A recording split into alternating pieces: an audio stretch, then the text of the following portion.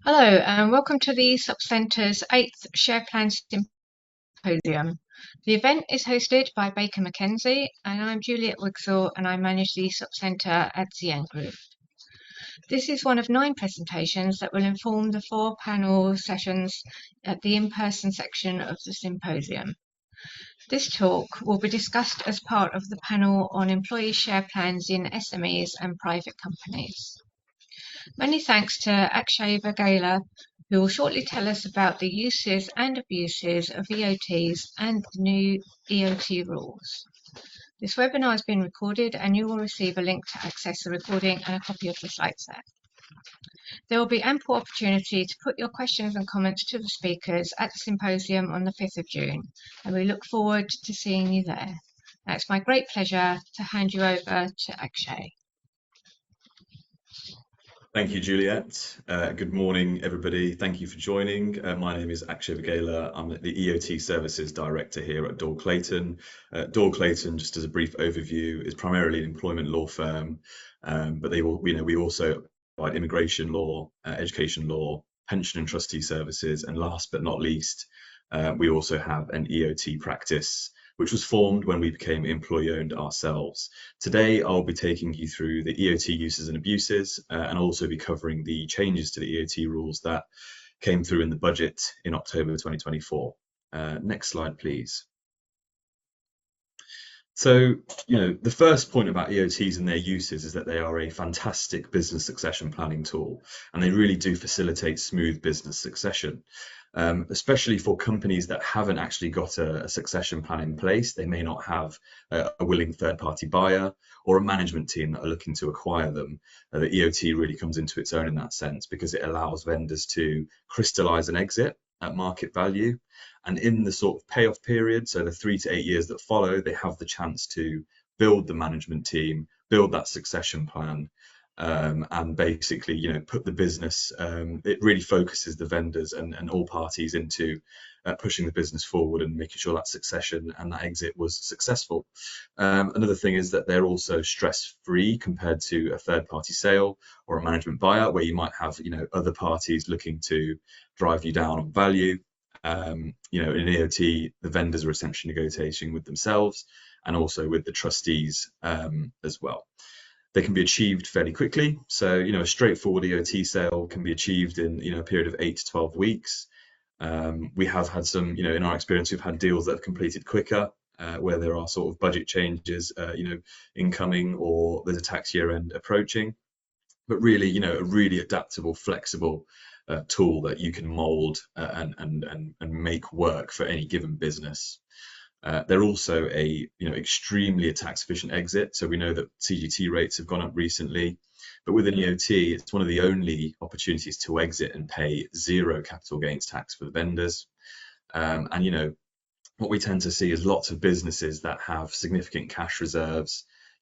Owners over the period of time have not taken all of the profits out for tax purposes. They don't want to pay significant income tax or dividend tax rates on those profits that have accumulated, and the EOT gives those owners a chance to crystallize the exit and take any excess cash in the company out tax-free on the day of the sale, and also realize the balance of proceeds they're owed tax-free in the future through the profits the company makes. And obviously, with the increases to CGT rates, the EOT relief that it offers from tax is even more valuable. That's the real headline in terms of EOTs, the tax efficient exit, but there's so many intangibles that come with that, that the EOT is a tool and can be used to facilitate. So one of the main intangibles is that, it can facilitate an alignment of values. Typically, companies have shareholders that are looking to, operate a business and extract as much profits as they can. But in an EOT, it can align the values of the vendors, the ex-shareholders, the management of the company, and also the employee interests, because everybody is now focusing on making the business a success going forward. For vendors, they need the business to be profitable in order for them to receive their payments. And the management and the employees play a key part in that. And not only that, the management and the employees now have a vested interest. They can get great benefits from this. So there's suddenly that direct link between performance of an employee, for example, and the benefits they can receive. and the benefits are fantastic. So, one of the key ones is the fact that all employees of the company are eligible to receive income tax-free bonuses of up to £3,600 per year. And also, and there are some rules attaching to that, as there are with any tax relief. But there's also the opportunity for them to benefit in the event that the company is sold by the trust in the future. So if you imagine a trust that has acquired 100% of a company, the beneficiaries of the trust are the people that collectively own that sort of share pool indirectly. And if there's a sale in the future, the proceeds would be distributed amongst the employees. Now, there's also an additional benefit that often gets overlooked, and that is that there is a potential for huge benefit to staff when what we call financial freedom has been achieved. So this is the point where the EOT's vendors, so the shareholders, have now been paid off. And there's now this situation where you've got a company generating profits that are no longer being stripped out by a shareholder and are no longer being used to pay off ex-shareholders.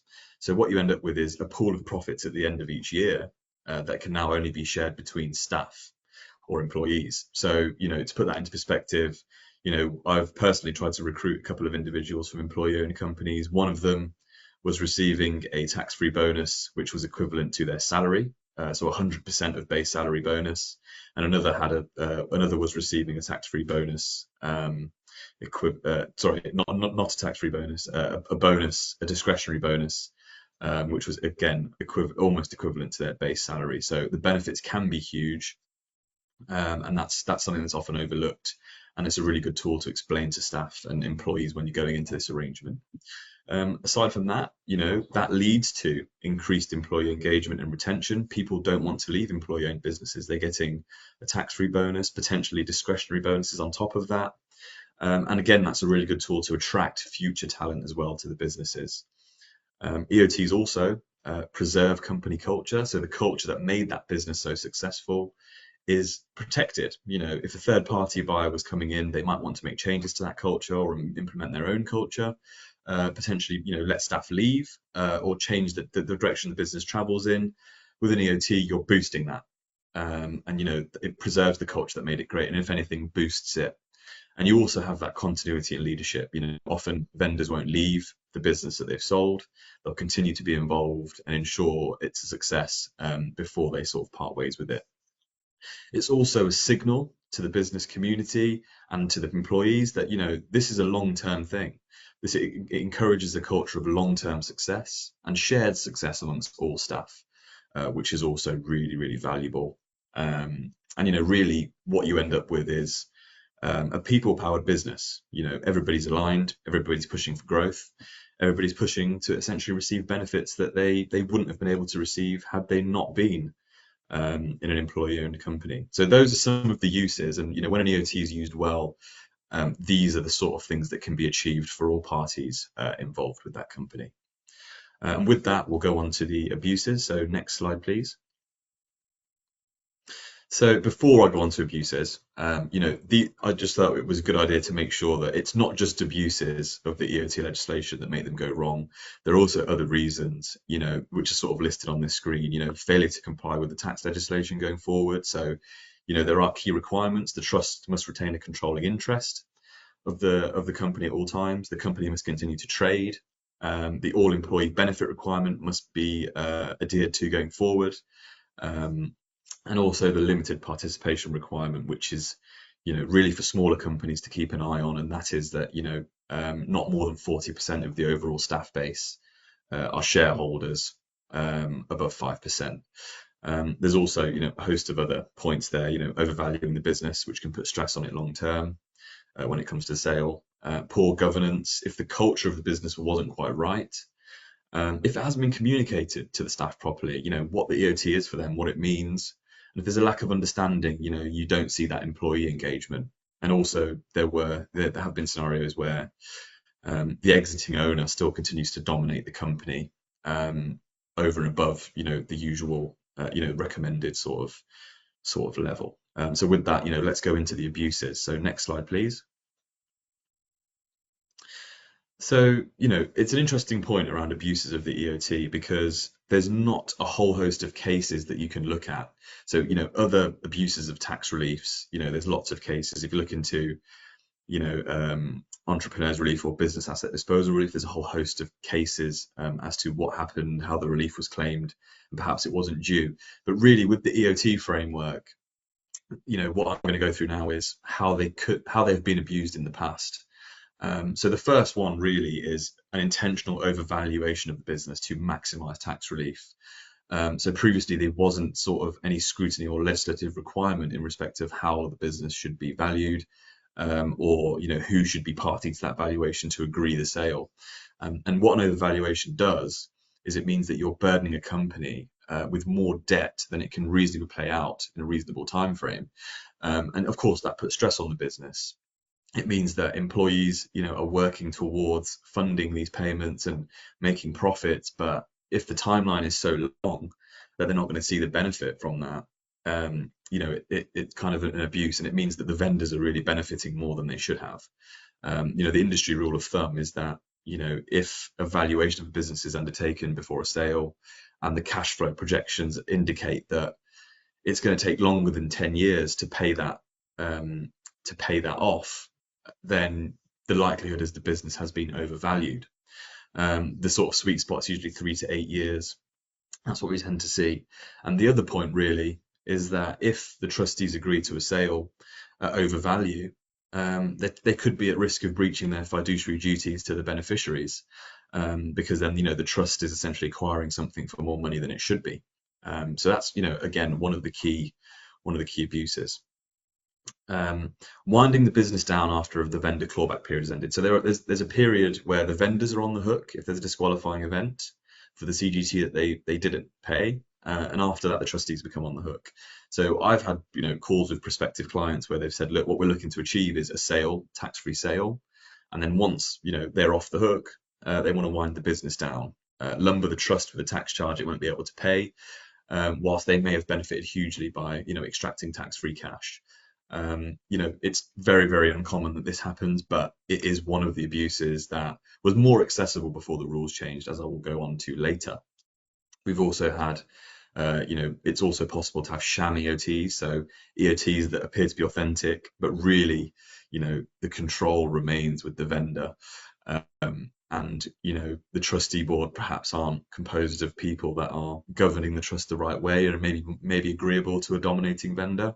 Of course, this wasn't the intention of Parliament, that a vendor can sell to an EOT, take all the tax benefits, but not really operate it for the benefit of employees. So essentially what you can have is a situation where you've had a tax-free sale, and then also the owner or previous shareholder continues to run the business, dominate it, extract all the profits by way of bonus, and not really share that with the employees. Again, which leads to that, which is another point I've made here, which is the lack of employee focus with EOTs. Another sort of abuse is miscommunicating this to employees or not communicating it at all. Currently in the legislation, there is no requirement to communicate that the company's been sold to the EOT to their employees.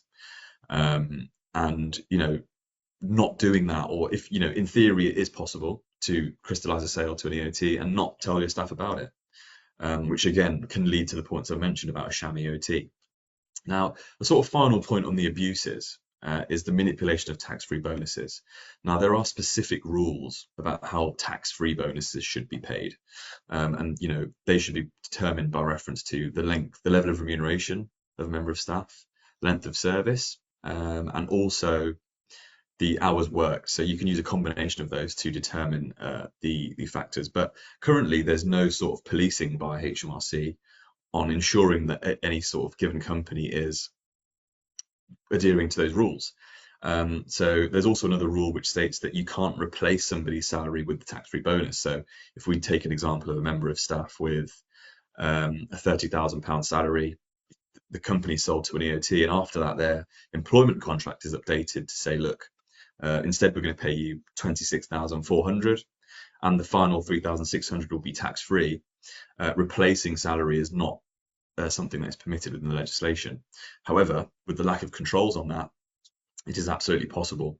And the only way that really, to my mind, that a company could be found out to do that is through a PAYE inspection if the inspector is very, very clued up on EOTs and notices some discrepancies. But again, something that's unlikely to happen, and and again, something that can be abused in an EOT-owned company. So with that, we'll move on to the new rules. So next slide, please. So new rules were introduced in the budget, and really these were to bolster the anti-abuse provisions, and a lot of EOT experts fed into that process. So if we could go to the next slide.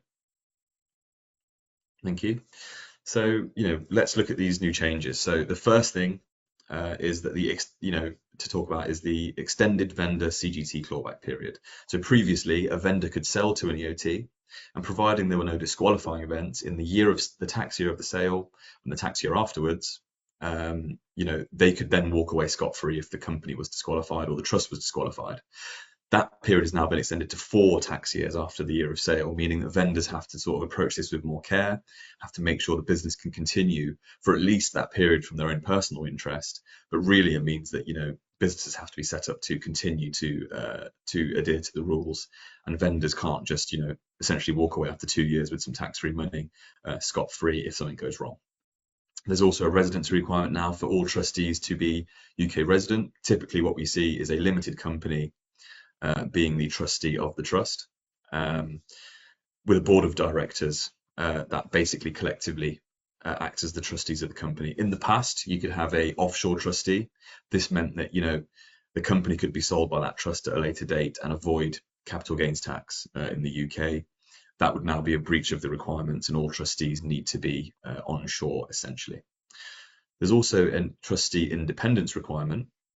So previously, there could, in theory, have been scenarios, and undoubtedly they may have happened, not in my experience and in where our advice has been present, but you could, in theory, have a sole shareholder, 100% of the company, selling to a trust and becoming the sole director of the trustee company.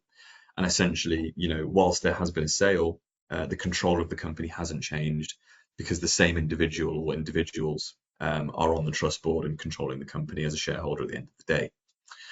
That's now not permitted. So anybody that's held shares above 5%, or anybody that could hold shares, must now be a minority on the board of directors of the trustee company.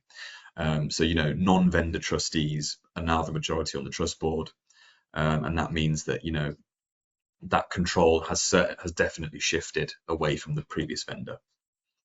There's also a market value requirement. So this sort of deals with the points I made about overvaluing a business going into an EOT before the sale. What this now requires is that trustees must take reasonable steps to ensure that consideration paid does not exceed market value in the context of an EOT sale. So good practice from our side is we've always commissioned independent valuations, which are addressed to the trustees to make sure that the value is not over-exaggerated and that it is at market value before the sale. And this is really to protect employee interests and to ensure that the trustees don't breach their fiduciary duties, which is a positive. Again, it means that companies won't be burdened unnecessarily with huge amounts to pay out over and above what they should be, ultimately leading to employees receiving benefits faster.